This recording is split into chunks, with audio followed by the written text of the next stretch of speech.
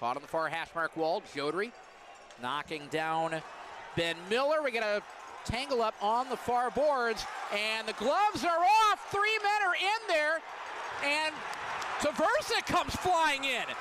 The gloves are off. Jodry hammering away on Miller. The play was going on at the other end.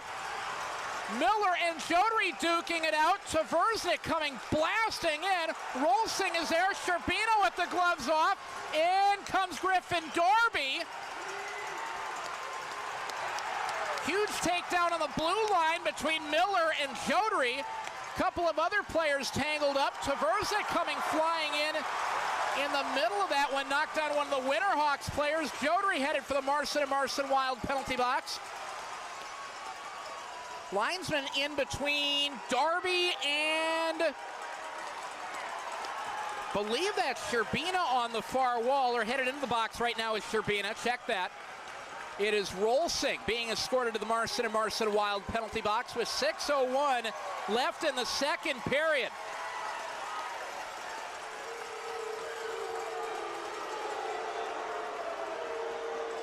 Portland players headed to the box right now. Miller is headed in. Darby is headed in.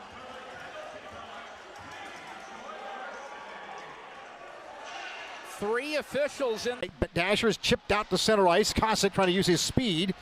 Taking out the puck at center ice. The gloves have been dropped behind the play. Ashton Cumbie.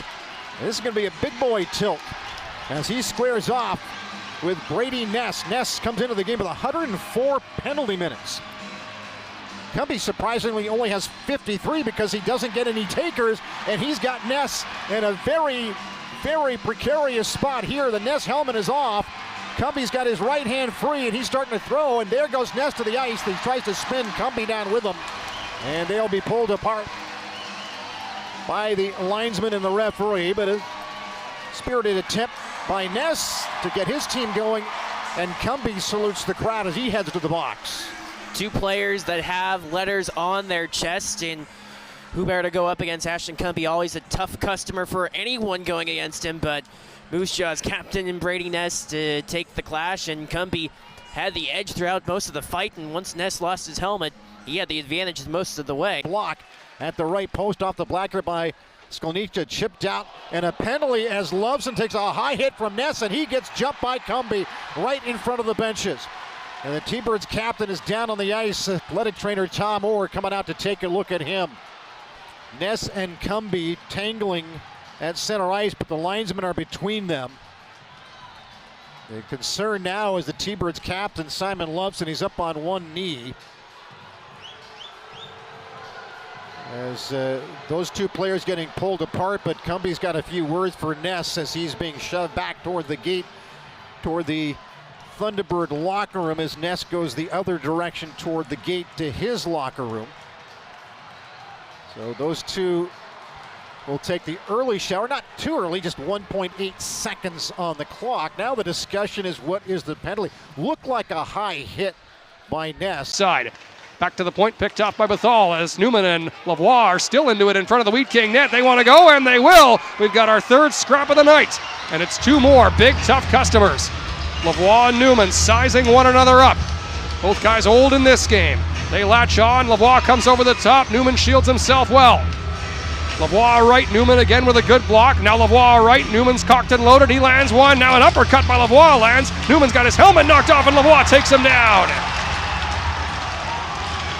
And Lavoie with a little pat on Newman, a little show of respect after two guys who are no stranger to this sort of shindig go at one another in the Wheat King zone. Newman and Lavoie have been going at it tooth and nail all night. And again, like Gleesman and Fryer, this one seems predictable. Yeah, Newman and Lavoie got into it in the... Whale Kings get it back. They want one last chance here with 3 seconds left as Muhanen, a heavy shoulder check on Goysick, knocks him off the puck as Smith will shove back and forth with Basha. Jackson Feuder jumps in there to grab a hold of Basha, and everybody is hugging in the corner of the Tigers zone, and it looks like we're gonna see somebody out of this fray.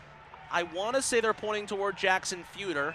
I mean, if we're taking both, I'd be surprised, as this play was over. Cage Smith engages with Basha twice before Basha then puts his hands up to defend himself. Then Jackson Feuder jumps in.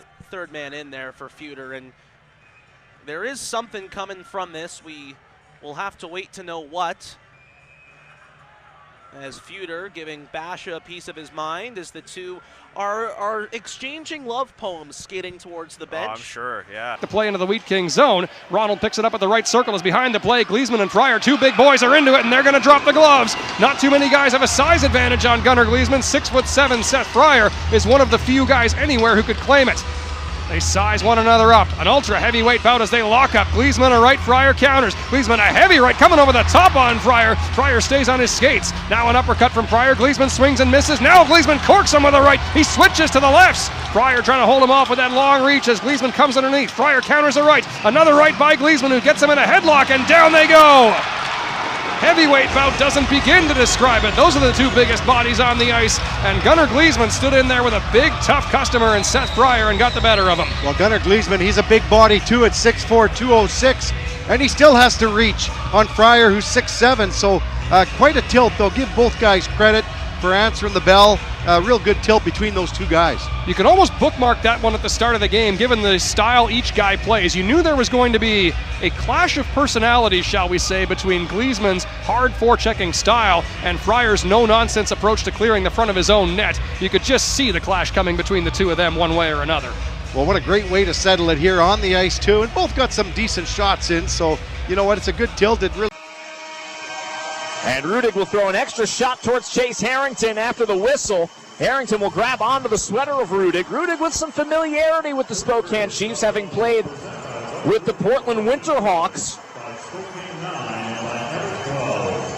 Spent all of last season in Portland and began there, and is very familiar with the U.S. Division rivalries. That's something that Mike Frazier, the GM of the Tips, touched on, and one of the reasons why he liked Rudig as a trade partner. And Rudig getting 26. Kuryachenko. You got a scramble in the Blades crease area, and now a dog pile as players from both sides pile on. The timeout whistle sounds. Carter Moen into it with Jack Kachkowski beside the net. The linesmen have their work cut out for them. Yerix and Calvert were initially involved coming out of that pile, and Kachkowski and Moen still in there dealing away. But a timeout on the ice as the Broncos almost almost took the lead for the first time.